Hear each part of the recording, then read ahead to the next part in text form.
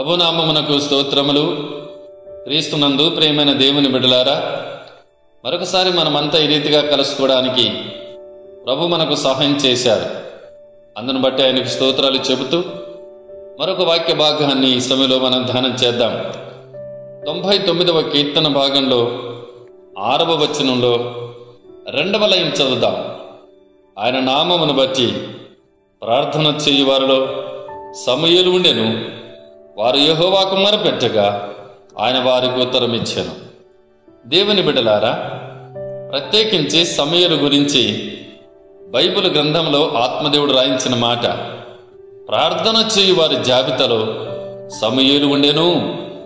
వారు మొరపెట్టినప్పుడు దేవుడు వారు మొర విన్నాడు, వారి ప్రార్థనకు జవాబునిచ్చినట్టు చూస్తాం. సమూయేలు చిన్నతనము నుండే దేవుని మందిరంలో ఎదిగాడు. తన తల్లి సమర్పణ చేసుకుంది సంతానము కలకమునకు. సమూయేలు పుట్టాడు దేవుని వరమ ద్వారా. మందిరములు విడిచిపెట్టింది, మందలో ఎదిగాడు. అతడు ప్రార్థనలో ఎదిగినట్లుగా మందిరములో దేవుని సన్నిధిలో ఎదిగినట్టు మనం చూస్తాం. కనుక సమూయేలు చేసే ప్రతి ప్రార్థనకు దేవుడు జవాబిచ్చినట్లుగా మనం చూస్తాం.